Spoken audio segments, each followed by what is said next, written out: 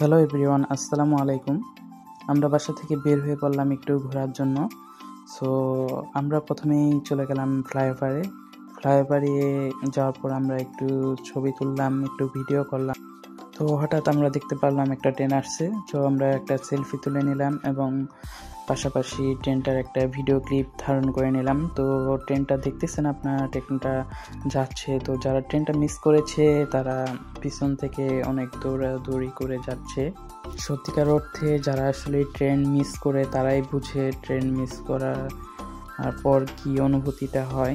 তো যাই হোক, যারা যাচ্ছে মনে হচ্ছে ট্রেনটা পাবে। সো আমরা এখান থেকে এখন চলে যাব আরেকটু ঘোরার জন্য ফৌজদারির দিকে। সো আমরা ফ্লাইওভার থেকে নিচের দিকে যাচ্ছি, ফৌজদারিতে একটু ঘুরবো। তো ফৌজদারিতে আমরা চলে এসেছি। তো এইখানে যাওয়ার পরে অনেক লোক সংখ্যা কম, সেই জন্য আমরা থানার সামনে একটা নতুন ব্রিজ হয়েছে, যে ব্রিজটা হাতিঝিল ব্রিজের মতন দেখা যাচ্ছে ঢাকার, আপনারা দেখতেই পাচ্ছেন। তো এই ব্রিজটাতে দেখার জন্য, আমার শালিকাকে দেখানোর জন্য আমরা সেই ব্রিজে চলে গেলাম। তো ব্রিজে যাওয়ার পর ব্রিজের ভিউটা সত্যি কথা বলতে সামনাসামনি অনেক সুন্দর লাগে। তো মাঝখানে আমার ওয়াইফকে রেখে আমি একটু বাইক শোডাউন দিচ্ছি, আমার শালিকা সেই ভিডিওটা ধারণ করেছে। তো আমরা এরপর সেই ব্রিজ থেকে চলে যাচ্ছি। তো তাদের বললাম তারা কি খাবে, তারা বলল তারা নাকি ফুচকা খাবে। সেই জন্য ফুচকা মামার কাছে গিয়ে আমরা ফুচকা অর্ডার দিলাম। মামা ফুচকা বানাচ্ছে। তো আমরা এই ফুচকা খাওয়ার পর এখান থেকে আমরা চলে যাব বাসায়। মানে প্ল্যান আছে, কিন্তু দেখা যাক সামনে যদি অন্য কিছু পাই তো ওগুলা খাওয়ার ট্রাই করব।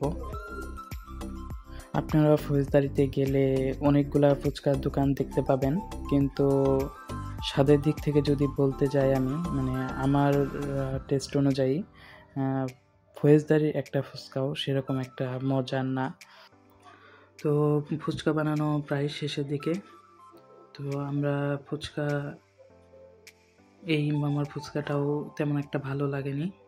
সো মামা টক বানাচ্ছে। তো মিষ্টি টকটা পছন্দ, কিন্তু মামার কাছে মিষ্টি টক ছিল না। তো কি আর করার, মিষ্টি টক ছাড়াই আমরা এই চটপটে ফুচকাটা খেয়ে নিলাম। তো এরপর আমরা এখান থেকে রওনা দিলাম ফৌজদারি থেকে মার্কেটের দিকে।